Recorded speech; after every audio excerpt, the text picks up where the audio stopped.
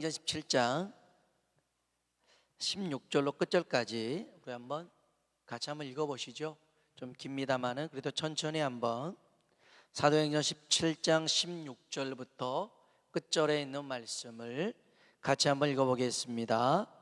바울이 아데네에서 그들을 기다리다가 그 성에 우상이 가득한 것을 보고 마음에 격분하여 회당에서는 유대인과 경건한 사람들과 또 장대에서는 날마다 만나는 사람들과 변론하니 어떤 에피쿠루스와 스토와 철학자들도 바울과 쟁론할세. 어떤 사람은 이르되 이 말쟁이가 무슨 말을 하고자 하느냐 하고, 어떤 사람은 이르되 이방신들을 전하는 사람인가 보다 하니 이는 바울이 예수와 부활을 전하기 때문이로라. 그를 붙들어 아레오바고로 가며 말하기를 내가 말하는 이 새로운 가르침이 무엇인지 우리가 알 수 있겠느냐.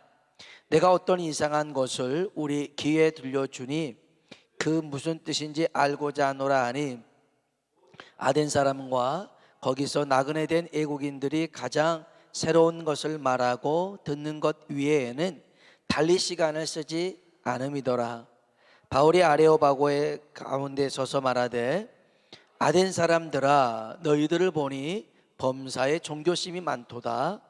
내가 두루 다니며 너희가 위하는 것들을 보다가 알지 못하는 신에게라고 새긴 단도 보았으니 그런즉 너희가 알지 못하고 이하는 그것을 내가 너희에게 알게 하리라.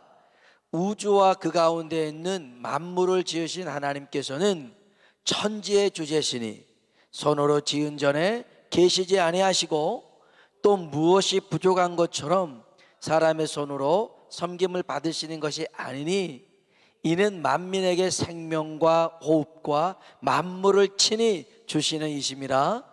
인류의 모든 족속을 한 혈통으로 만드사 온 땅에 살게 하시고 그들의 연대를 정하시며 거주의 경계를 한정하셨으니 혹 하나님을 더듬어 찾아 발견하게 하려 하심이로되 그는 우리 각 사람에게서 멀리 계시지 아니하도다. 우리가 그를 힘입어 살며 기동하며 존재하느니라. 너희 시인 중 어떤 사람들의 말과 같이 우리가 그의 소생이라 하니 이와 같이 하나님의 소생이 되었은즉 하나님을 금이나 은이나 돌에다 사람의 기술과 고안으로 새긴 것들과 같이 여길 것이 아니니라. 알지 못하던 시대에는 하나님이 간과하셨거니와 이제는 어디든지 사람에게 다 명하사 회개하라 하셨으니 이는 정하신 사람으로 하여금 천하를 공의로 심판할 날을 작정하시고 이에 그를 죽은 자 가운데서 다시 살리신 것으로 모든 사람에게 믿을 만한 증거를 주셨음이라 하니라. 그들이 죽은 자의 부활을 듣고 어떤 사람은 조롱도 하고 어떤 사람은 이 일에 대하여 내 말을 다시 듣겠다 하니 그들 가운데서 떠나매 몇 사람이 그를 가까이 믿으니 그 중에는 아레네오바와 갈리디오누시오와 다마리아라 하는 여자와 또 다른 사람들도 있었더라. 아멘. 아멘. 오늘 상당히 긴 본문을 읽었습니다마는 그래도 이 바울이 아덴이라는 그 도시, 지금으로 말하면 아테네죠. 그 아테네에서 복음을 전한 내용이구나, 이 정도 우리가 알 수 있습니다. 오늘 우리들에게도 이 복음의 능력이 임하고 또 하나님의 그 예비하신 쌓아두신 은혜 우리 가운데 임하길 주의 이름으로 축복합니다. 어제는 교회 승합차 한 대가 이제 엔진오일을 갈 때가 됐어요. 그래서 이제 제가 잘 다니는 장안평에 카센터에 가서 엔진오일 갈고 또 그 브레이크 패드가 닳았다고 해서 갈고 있었습니다. 그래서 이제 그 카센터 안에 이렇게 앉아 있었는데 어떤 사람이 싹 들어와요. 그리고 처음 본 사람인데 저보고 하는 말이 목사님 안녕하세요 그러는 거예요. 처음 봤는데 목사님 안녕하세요. 그래서 그땐 참 이게 어려워요. 내가 뭐 아는 사람인가 모르는 사람인가 우리 굉장히 고민하고 있는데 예, 안녕하세요. 그런데 혹시 그러니까 저 정량래 권사 아들입니다 그러더라고요. 정량래 권사님 아드님이 이제 그리고 원주 은혜 아빠예요. 글쎄 카센터에 온 건데 어떻게 거기 카센터로 와요? 그래가지고 이제 점검 받으러 온 거예요. 그래도 이제 물어봐야죠. 어떻게 하셨어요? 저를? 그럼 밖에 교회차가 이제 교회 이제 있잖아요. 로고. 그래도 월드 신복음교회 그것만으로도 나를 목사인 줄 어떻게 알았을까? 이제 권사님 그 얘기 하시더라고요. 그 집에서 송구영신 예배 이렇게 영상으로 TV로 연결해서 봤을 때 그때 그 아드님도 같이 봤었나 봐요. 그러면서 목사님 제 말이 아니에요. 그분의 말이에요. 인상이 너무 좋으시다고. 그냥 제 자랑 한번 해봤어요. 죄송합니다. 인상 좋으시다고 그러면서 이렇게 했는데, 그러니까 저는 몰랐는데 그분은 이제 머리 하얀 거 보고 교회차 보고 이렇게 한 거였어요. 그래서 너무 반가웠어요. 너무 반갑고 이렇게 또 하나님께서 만남의 복을 주시구나. 사실 그 원주 아빠 이재한 그 성도님 또 그 아들 또 동생 이한 이제 계속 기도하고 있는 분들 중에 한 분이거든요. 권사님 부탁하고 그래서 기도하고 있는데 하나님께서 이렇게 지금도 우리 가운데서 일하고 계심을 여러분 믿으시길 바랍니다.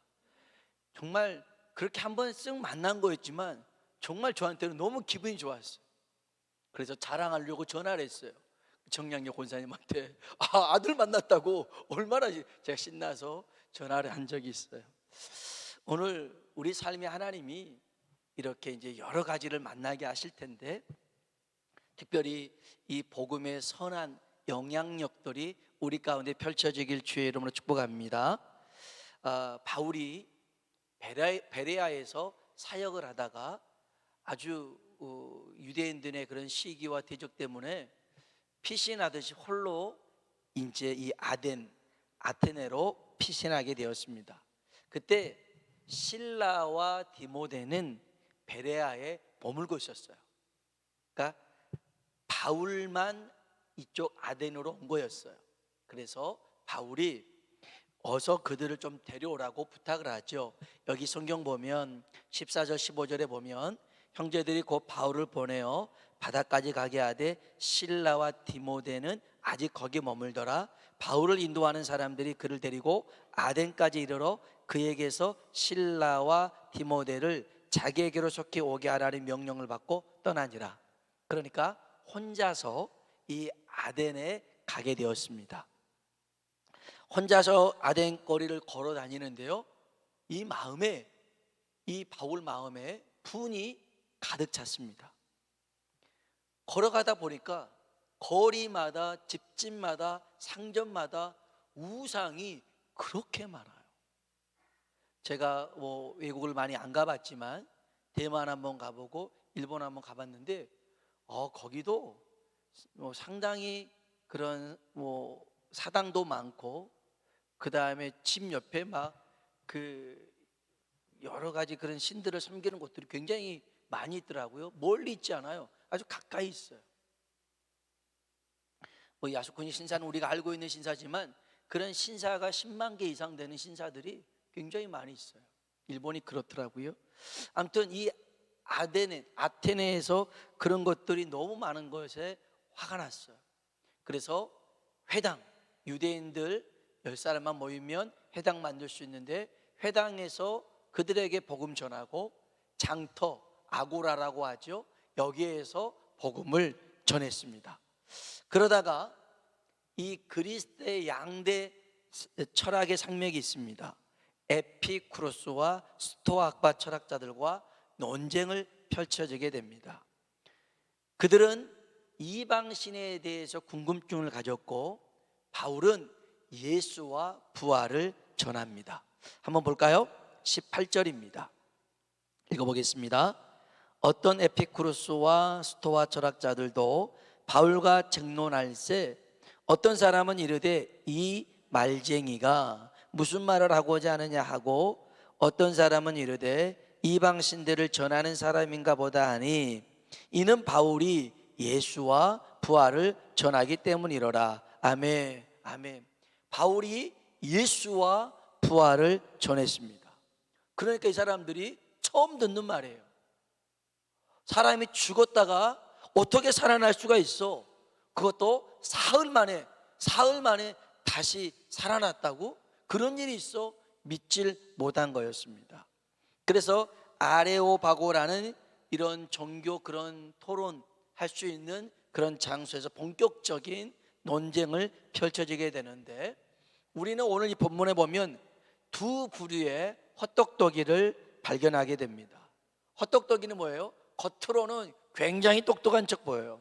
근데 정작 알아야 하는 것은 모르고 또 어떤 것을 선택해야 할지 판단을 제대로 못하는 사람을 헛똑똑이라고 할 수가 있어요. 그 첫 번째 사람은 아테네 사람들이었습니다. 이 사람들은 지성인이었어요. 알 만큼 알고 있다라고 생각하는 사람들이었어요. 이들은 늘 새로운 것에 관심이 있었어요. 새로운 사상, 새로운 학설, 새로운 종교, 새로운 물건, 새 것이라면 무조건 다 거기서 와서 그냥 관심 갖고 연구하고 토론하고 그랬었어요. 한번 볼까요? 19절부터 21절입니다. 19절로 21절 읽어볼까요? 그를 붙들어 아레오바고라고 가며 말하기를 이 새로운 가르침이 무엇인지 우리가 알 수 있겠느냐? 내가 어떤 이상한 것을 우리에게 기어 들려주니 그 무슨 뜻인지 알고자 하노라 하니 모든 아덴 사람과 거기서 나그네 된 애국인들이 가장 새로운 것을 말하고 듣는 것 외에는 달리 시간을 쓰지 않음이더라. 아멘. 정말 엘리트 백수들이었어요. 새로운 것에 대해서 관심만 갖고 다른 것 아무 일도 하지 않았던 사람들이었어요. 물론 새로운 것을 탐구하고 연구하는 거 좋아할 수 있어요. 좋지요. 근데 여기에 함정이 하나 있었어요. 무조건 새 것이 좋다라고 할 때, 새 것을 바라볼 때 비교할 만한, 살펴볼 만한 확실한 기준이 없었다는 거예요. 뭐가 옳고 그른지 진짜인지 가짜인지 맞다 틀리다라고 얘기할 때 기준이 있잖아요. 기준. 근데 이들에게는 이 기준이 없었어요. 기준이 없어서 자기들이 좋다, 괜찮네 이러면 신이 돼버리고 자기 인생을 걸어버리는 그러한 사람들이었다는 거죠. 그래서 이들에게는 확실한 기준, 진리, 복음이 없었습니다. 우리 얘기를 하는 겁니다. 우리들의 신앙에도요, 물론 체험의 신앙이 굉장히 중요합니다. 하나님을 이론으로 아는 게 아니라 실제 경험해야 되는 것은 매우 중요합니다. 그런데 하나님을 경험하는데 내가 경험한 것이 전부는 아니라는 것입니다. 그런데 본인이 경험한 하나님만 진짜라고 여기는 사람이 있습니다. 말씀의 기본이 없이 신앙의 체험만 쫓아다니는 사람이 있습니다. 그래서 신비한 은사만을 탐닉하시는 분이 있어요. 그래가지고 이빨이 금리빨이 됐네, 하늘에서 금가루가 떨어지네, 막 이런 거에만 관심이 있어요. 어디 봐봐. 그럼 신령한가 보네.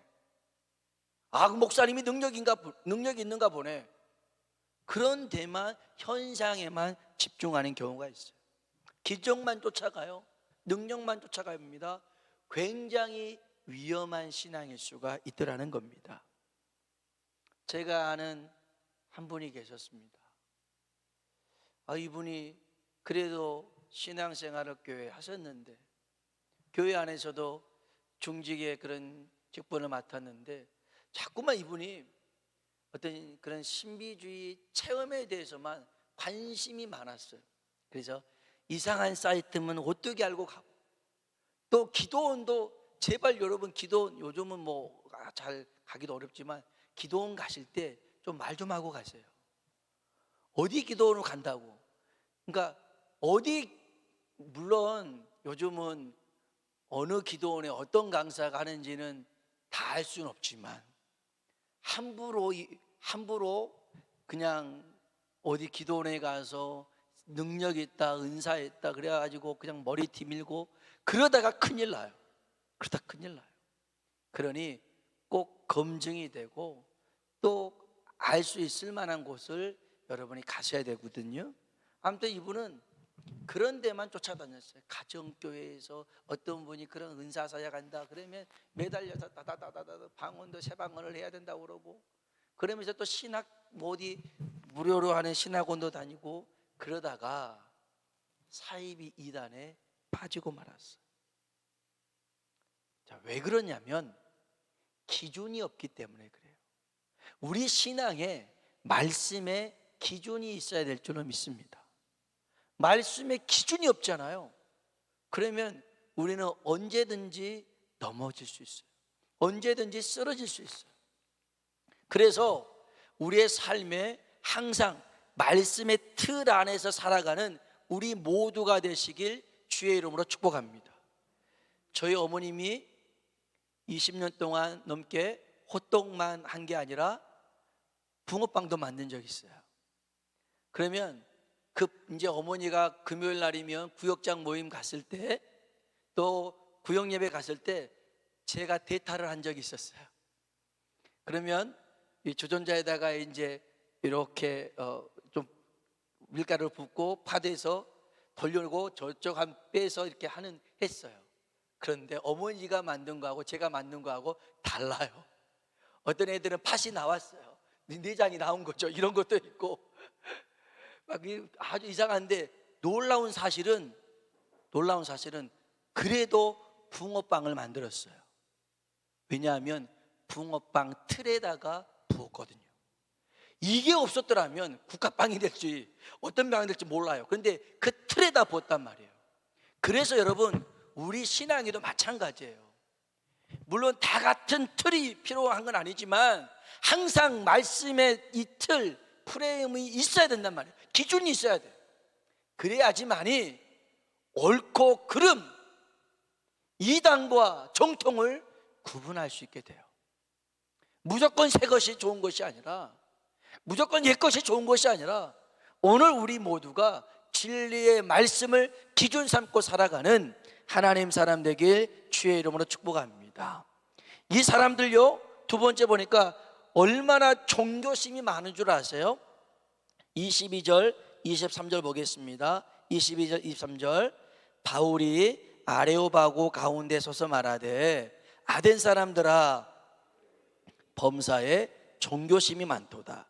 내가 두루다니며 너희가 이해하는 것들을 보다가 신에게라고 새긴 단도 보았으니 그런즉 너희가 알지 못하고 위하는 그것을 내가 너희에게 알게 하리라. 아멘. 새로운 것에 대해서 관심을 갖는데, 물론 다양성을 인정하고 존중하는 건 중요하지만 알지 못하는 신라는 그런 재단까지 쌓았더라는 거예요. 그러면서 그들은 이렇게 종교심이 많았어요.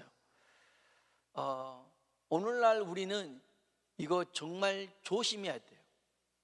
말씀으로 여러분들이 분별할 수 있어야 돼요. 그래서 요즘은 인권이라는 아주 그럴싸한 어떤 그 내용물을 가지고 와요. 그래서 소수 사람들에게도 인권은 중요하다. 맞죠. 소수 사람들에게도 인권 중요합니다. 그러니 성차별하지 말자. 그 말도 좋습니다. 그 말도 좋아요. 그래서 이제는 양성평등, 뭐 남자나 여자나 다 평등하게 지내자. 여기도 괜찮아요. 이렇게 말하다 그 다음 어디게 가요? 그러면 이제 남성 여성 이렇게 서로 구분하지 말고 그냥 결혼도 남자 여자 이렇게 결혼하지 말고 동성끼리 하자, 이렇게 가버린 거예요. 인권으로 시작했다가 동성연애까지 가버리는 거예요. 그러니 여러분, 우리가요, 이거 기도하셔야 됩니다. 여러분, 정말 기도하셔야 돼요. 저는 한 10여 년 전에 청년들한테 그렇게 했어요. 헌신 예배 드릴 때, 니들 꼭 결혼식 할 때 이성을 데리고 와라. 동성 데리고 와서 나한테 줄에 서달라고 하지 마라 그랬는데, 그때는 우스갯소리인 줄 알았는데 진짜 그런 일이 생겨요. 그래서 오늘 국민일보에도 영국에서 어떤 이가 동성애 주례를 서주지 않는다는 목사에게 고소해가지고 4천 얼마인가 이런 벌금을 물게 되는 그런 일이 생기는데, 우리나라도 멀지 않았어요. 그래서 우리는 기도해야 돼요. 이거를 그냥 이렇게 유야무야 흘러가게 해서는 안 될더라는 거예요. 자, 왜 그러냐? 왜 이렇게 넘어집니까? 올바른 기준이 없어서 그래요. 그래서 바울은 분명한 기준을 제시합니다. 성경 볼까요? 자, 아주 중요한 얘기입니다. 24절로 25절입니다 24절로 25절 읽어봅시다. 우주와 그 가운데 있는 만물을 지으신 하나님께서는 천지에 주셨으니 손으로 지은 전에 계시지 아니하시고, 또 무엇이 부족한 것처럼 사람의 손으로 섬김을 받으신 것이 아니니, 이는 만민에게 생명과 호흡과 만물을 친히 주시는 이심이라. 아멘. 이 세상에 있는 모든 것들은 니네들이 새로운 것을 접한다 할지라도 그게 진짜가 아니고, 알지 못하는 신, 그 신이 누구냐면 바로 하나님이다. 그 하나님만이 유일하신 분이다 라고 외치고 있습니다. 그 하나님을 믿을 때 예수 그리스도와 같이 죽은 자 가운데 부활하신 은총이 너에게도 임한다는 것입니다. 29절 한번 볼까요? 읽어봅시다. 이와 같이 하나님의 소생이 되었은즉 하나님을 금이나 은이나 돌이다 사람의 기술과 고한 오래 새긴 것들과 같이 여길 것이 아니니라. 아멘. 아멘. 하나님은 그런 곳에 하나님이 계시지 않고 온 우주를 만드시고 그 가운데서 그것을 다스리시고 주관하신 분이 하나님이라는 것입니다. 하나님. 그러니 제발 그런 자잘한 거, 작은 거, 그거 새로운 것에 이게 진짜 신이구나 착각하지 말고 하나님을 믿으라는 거예요. 오늘 저와 여러분에게도 이 우주보다 더 광활하시고 더 위대하시고 그것을 만드신 하나님을 우리 삶의 기준 삼고 살아가시길 주님의 이름으로 축원합니다. 그래서 이 아덴 사람들은 이러한 확실한 기준, 말씀이 없다 보니까 무조건 신기한 것, 새로운 것, 그것이 진짜인 줄 알고 쫓아갔더라는 거예요. 이 마지막 때 주님이 그래요. 주님이 오실 때 그리스도가 여기 있다, 저기 있다 해도 요동하지 말라는 거예요. 곳곳에서 거짓 선지자들이 일어날 수 있더라는 겁니다. 우리는 진리의 말씀 붙들고 하나님 기다리는 사람 되라는 겁니다. 이렇게 아덴 사람들이 헛똑똑이었더라면 좀 의외의 인물이 한 사람 있어요. 그것은 바로 사도 바울이었습니다. 사도 바울이 왜 헛똑똑이었냐고요? 바울도 에덴에서 힘껏 복음을 전했죠. 그런데 그는 논리적인 말, 자기가 알고 있는 지식을 가지고 말싸움, 논쟁에서 밀리지 않았어요. 말 굉장히 잘했고요, 똑똑한 사람이었고요, 공부 많이 한 사람이어서 말로 그들과 논쟁하고 변증하는데 안 졌단 말이에요. 그래서 그 결과가 어쨌냐면 17장 32절로 34절 볼까요? 32절로 34절 읽어봅시다. 그들이 죽은 자의 부활을 듣고 어떤 사람은 조롱도 하고 어떤 사람은 이 일에 대하여 내 말을 다시 듣겠다 하니, 이에 바울이 그들 가운데서 떠나매 몇 사람이 그를 가까이하여 믿으니 그 중에는 아레오바고 갈리 디오누시오와 다마리아라 하는 여자와 또 다른 사람들도 있었더라. 아멘. 정말 힘껏 열심히 복음을 전했는데 헛심킨 거였어요. 왜 그랬냐면 성령님을 의지하지 않고 자기 지식을 의지해서 한번 해보려고 했어요. 안 되더라는 거예요. 안 되더라는 거예요. 하나님은 모세가 40세부터 80세까지 40년 동안 광야에서 목자로 있었잖아요. 그러면 그 광야길 얼마나 잘 알겠어요. 40년 동안 다녔으니 뭐 우리 이제 장로님들도 여기 면목동 이런 데서 막 한 30년 40년 빠듯하죠. 골목길도 다 잘 하실 텐데, 그런데 하나님이 이스라엘 백성들을 애굽에서 나오게 해서 광야길을 걸어갈 때 모세야 네가 앞장서라 그러지 않았어요. 모세가 그 40년 동안 길 다 알잖아요. 근데 모세를 길잡이로 삼지 않고 구름기둥, 불기둥으로 하나님이 인도하신 줄로 믿습니다. 하나님이 인도하셨어요. 물론 그 경험도 쓰시긴 합니다만은, 그러나 우리의 경험보다 더 중요한 게 성령의 인도하심 가운데 살아가야 될 줄로 믿습니다. 그래서요, 고린도전서 2장 한번 봐볼까요? 우리 한 번만 갔다가 살펴보고 말씀 정리할게요. 고린도전서 2장 보세요. 고린도전서 2장 1절로 5절 보겠습니다. 고린도전서 2장 1절로 5절. 바로 이제 아덴에 있을 때 이 바울이 경험했던 그 얘기를 여기서 적어 놓는 거예요.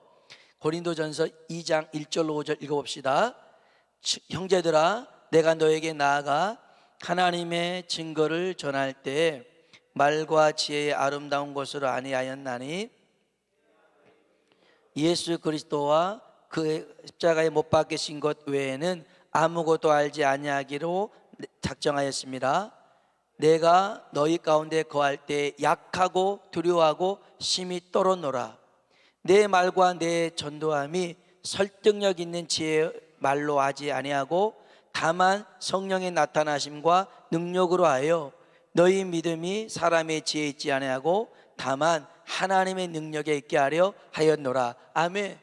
아덴에서 한번 실패하고 나니까요, 이게 자기 능력인 줄 알았더니, 자기 지혜인 줄 알았더니 그게 아니더라는 거예요. 하나님의 능력, 성령의 능력으로 되더라는 거예요. 어제 지방, 이제 저희 지방에 정기 지방 1년에 한 번 모이는 지방회가 있는데, 그 지방회 끝나고 목사님 두 분과 함께 식사를 했습니다.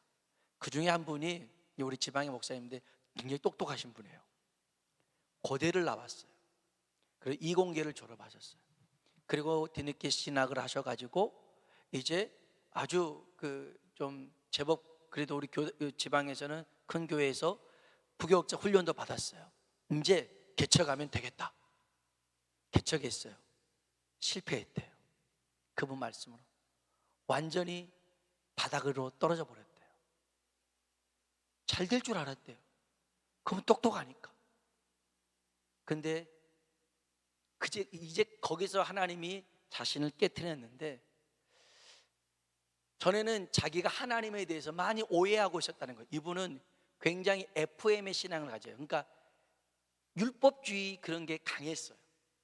그래서 뭐 주일 성수부터 시작해가지고 이런 거 안 하면, 기도 안 하면 지옥 가고, 이걸 해야지만 천국 가는 그런 철저한 율법주의적인 그런 신앙을 살았다가 결국 자기 힘으로 안 된 것을 경험했죠. 그리고 그분이 책을 한 권 발견합니다. 폴 앨리스라는 분이 쓴 The Gospel in 10 Words라는 10개의 키워드로 쓴 복음이라는 이 책을 보면서, 그 책은 이런 내용이었습니다. 율법주의에 사로잡힌 사람들을 위한 복음의 설명서, 치료서라는 것을 보고 자기 자신을 깨트리기 시작했대요. 이 책과의 만남 속에서 다시 하나님과의 관계가 회복되기 시작했더라는 거예요. 그 뒤로는요, 이분이 얼마나, 그러니까 스카이 나왔으면 공부 잘한 거잖아요. 그런데 그렇게 전혀 보이지 않게끔 그러면서도 겸손하게 하나님 말씀을 전하고 또 동역자들을 대하는 모습들이 얼마나 귀했는지 몰라요. 목회도 그래요. 목회요, 똑똑하다고 잘하는 게 아닌 것 같아요. 정말 제 주변에도 똑똑한 사람이 있는데 저 친구 재능도 많은데 하나님이 안 쓰더라고. 왜? 자기 잘났다고 자랑할까 봐. 근데 좀 못한 사람, 연약한 사람, 저 같은 사람은 하나님 쓰시더라고요. 그래서 왜냐하면 저는 자랑할 게 별로 없거든요. 맨날 자랑한 게 호떡 만들고 그런 거밖에 없잖아요. 그래서 자랑할 게 별로 없어요. 그런데 하나님 자랑할 게 없으니까 하나님만 의지할 수밖에 없잖아요. 그래서 하나님 사용하시고요. 오늘 저와 여러분이 내가 알고 내가 경험했고 내가 가지고 있는 것 중요하지 않아요. 성령님의 인도하심 따라 순종하며 살아가는 것이 중요한 줄로 믿습니다. 바울이 왜 이 아덴에서 실패했을까? 그 한 가지 더 우리 마지막으로 성경 읽고 마치겠습니다. 사도행전 18장입니다. 사도행전 18장 5절입니다. 사도행전 18장 5절 읽어보겠습니다. 실라와 디모데가 마게도냐로부터 내려오매 바울이 하나님의 말씀에 붙잡혀 유대인들에게는 예수는 그리스도라 밝히 증언하니. 아멘. 좀 다르지 않아요? 17장과 18장의 뉘앙스가 확 달라졌잖아요. 바울이 하나님의 말씀에 붙들렸대요. 유대인들에게 예수가 그리스도다 밝히 얘기했대요. 근데 그 앞자리에 실라와 디모데가 왔대요. 복음의 동역자가 있으니까 이렇게 힘이 나요. 혼자서는 안 돼요. 아무리 뛰어나도 혼자서는 안 돼요. 그래서 혼자 있을 때 많이 실패하고 넘어질 수 있어요. 그런데 옆에 동역자가 있잖아요. 힘내서 할 수가 있어요. 오늘 저와 여러분이 이렇게 좋은 만남 속에 서로 믿음의 영향력을 미칠 수 있는 하나님 사람 되길 주의 이름으로 축복합니다. 만남의 복이 있길 주의 이름으로 축복합니다. 책을 통해서든 사람을 통해서든 일을 통해서든 하나님을 만나서 하나님 앞에 붙들려 쓰임받는 저와 여러분 되길 주의 이름으로 축원합니다. 같이 한번 기도하겠습니다.